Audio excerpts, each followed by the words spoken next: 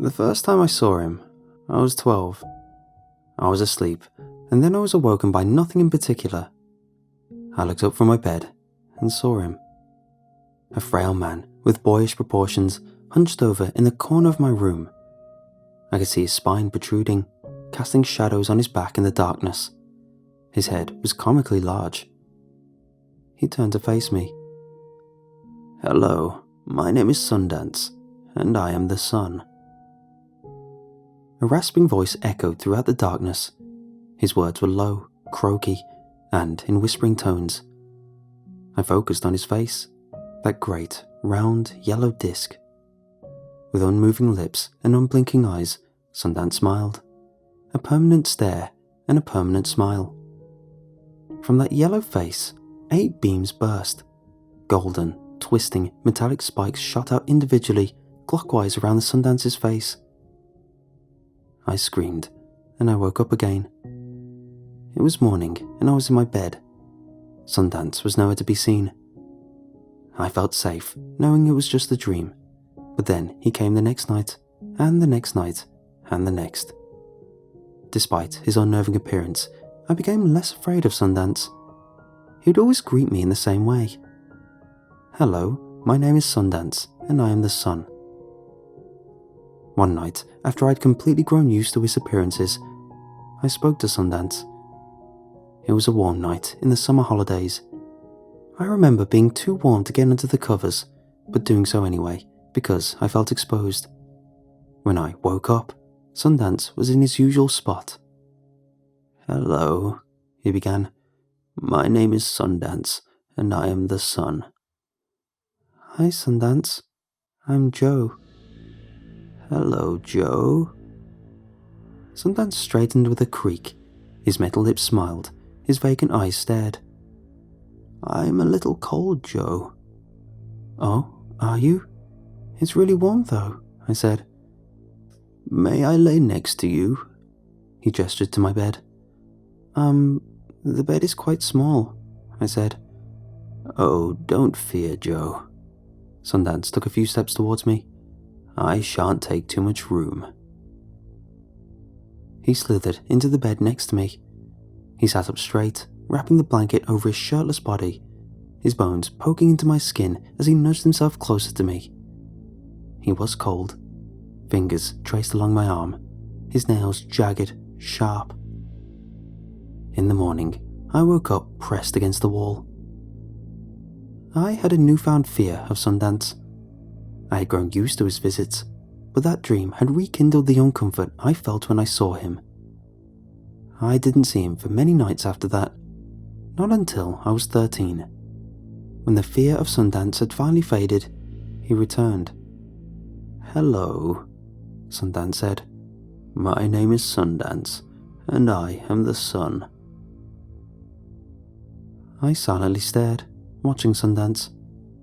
He looked less emaciated, though still frail.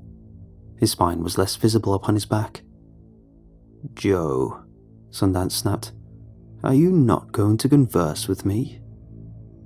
He swiveled quickly to reveal his face, smiling, staring. "Sorry, Sundance," I stuttered. "I'm cold, Joe." "I don't think I should."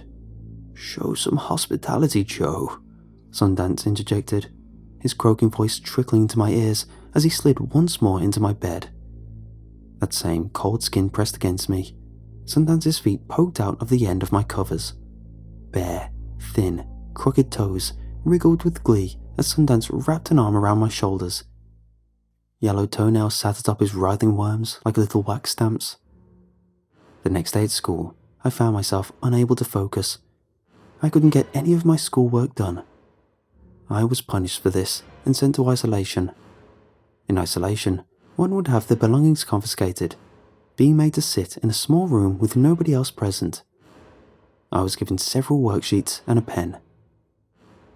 I began drawing on the back of the worksheet, as I wasn't exactly in the mood to do maths.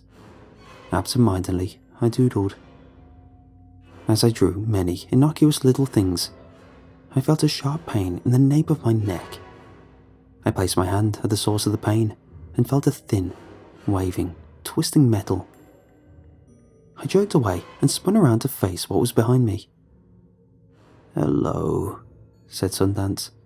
"My name is Sundance, and I am the sun." "Help!" I shouted. I backed away from Sundance, climbing over the tables and chairs to the front of the room. "What do you need help with, Joe?" Sundance giggled. "Get away from me! Go away!" I cried. "Someone, help!" "Oh, I see." Sundance took my seat. "You need help with these pictures, don't you, Joe?" I tried to open the door, but it wouldn't move. The door didn't have a lock on it, but still it was stuck in place. I watched Sundance as he drew. He held a pen in his fist, much like a child would. He scrawled frantically, stopping to look up at me before looking back to the paper to continue scribbling. "Finished, Joe." Sundance held the paper with pride. I woke up at my isolation desk. Drawn upon each of my worksheets was a crude picture of Sundance. That same smile, those same eyes, the 8 rays of sunshine that poked from his head. I scrunched the pieces of paper into balls and dumped them all in the waste bin in the corner of the room. I became used to being reprimanded for misbehaving over the next number of years. The constant panic I felt that Sundance would visit me loomed over me, clouding my every thought. A persistent fog in my mind. Sundance's smile was lingering in my head. I found it hard to focus, to remember things, to do much of anything. My mind would slowly drift back to that cold, wet skin and those unblinking eyes. When I was 15, I began sleeping with a knife under my pillow. I'd gotten it from one of the older boys at school. "Hello." In that tone I dreaded, Sundance revelled in his own glee. "My name is Sundance, and I am the sun." "Leave me alone," I muttered under my breath, covering myself completely with my covers. "That's not very nice, Joe." Sundance tore away my blanket. His smiling face peered down at my curled-up body. He was larger than before. He looked fuller, more radiant. I slowly reached under my pillow, wrapping my hand around the folding knife. I flicked the blade open with my thumb. "Joe, share your bed with me." Sundance dug his jagged nails into my thigh. "No," I shouted and jerked towards him with a knife. My trembling hands were barely able to meet their target, but still, I plunged the knife into Sundance. "Oh!" Sundance stumbled backwards, and I fell on top of him. I stabbed him and stabbed him and stabbed him. I kept stabbing him. With every thrust, Sundance let out a little yelp. I kept stabbing him until he stopped. I sat atop Sundance and looked at the knife. It wasn't wet with blood, but instead a thick, greasy oil that layered Sundance's skin. Still, blood poured from him. I felt a great relief. I closed my eyes and dropped the knife from my shaking hands, ready to stand up and leave. Greasy fingertips grabbed my hips, squeezing my flesh, pulling me back downwards. "Now it's my turn, Joe." Sundance reached up, lifting me by the throat. I struggled, kicked, scratched at his arms. His skin grease caught under my fingernails, and I left no marks on him. His stab wounds were still pouring blood, but he paid them no notice. Reaching above his head, Sundance grasped the top sunbeam. It clicked as he uprooted it. I looked Sundance in the eyes, and there was the first time I'd ever seen his expression change. Sundance frowned. His lips cracked and warped downwards, little gapes filling the splitting mouth. His eyes narrowed. Sundance sunk his shimmering sunbeam into my stomach. The blistering metal burned as he swished it around inside of me. I saw a smile return to Sundance's face, and my vision faded. Sundance's giggles as he tore me open played in my head like a broken record. I couldn't have imagined such intense pain, the pure hatred that settled upon that metallic face, the anger and disgust that Sundance felt, that I would dare defy him, a burning malevolence carved into those sunken eyes. I'd believed myself dead, yet I was still thinking. I slowly opened my eyes, and in the blackness of the world around me, I saw a distant light. I found that I was alone, in what was seemingly a void, aside from that distant glow, floating. I looked down at myself. My stomach was agape, and little chunks of myself floated alongside me in the black. Before I could question what was happening, I felt myself pulled towards the light. Globules formed under my skin, born of the blood that had poured from my stomach. Little red balls floated alongside me, weightless, like tiny cherries. The pull of the light became stronger, and I knew that soon I would pass the event horizon. My thoughts were few as the light grew brighter, closer, a great orb that encompassed the majority of my vision. In those moments, I only held a melancholy acceptance. This was the light at the end of the tunnel that so many people described. I noticed waves, indentations, spots, and other imperfections upon the light. Slowly, those imperfections shifted to the right as the great orb rotated. "Hello," a booming, skull-shattering voice called from all around me. Still, despite this omnipresent echo, it was a familiar croak. First, the corner of a great eye came into view.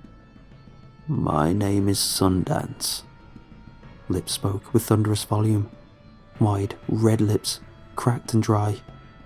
"And I am the sun." In full view, I beheld the great light in all of its terrifying magnitude. Sundance, a vast star. He opened his mouth, wide, all-consuming. It grew to encompass his entire face. I could do nothing but scream as I drifted towards the chasm.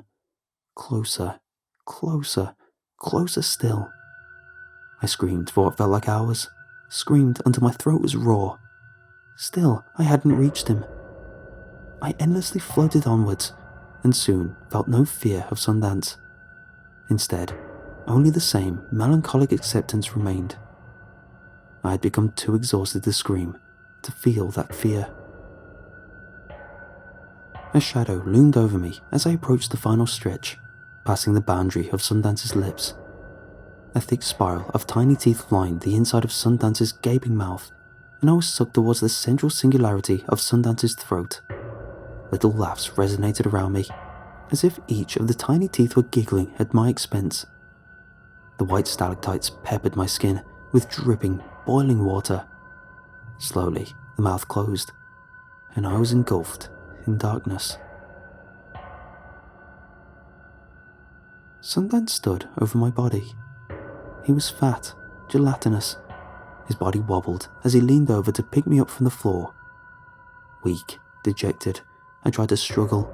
I tried to release myself from his grasp, but there was no fight left in me. Were his grip not so tight, I'd have slipped through his oily, greasy arms like butter.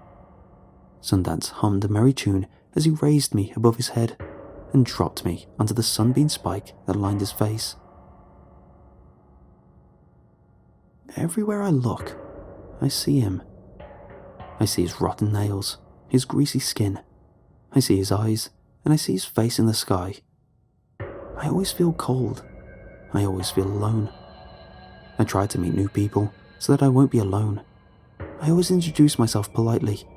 I find myself looking for someone who will share their bed with me, just to let me warm myself up a little. It's not that I wish to impose. I'm just so cold.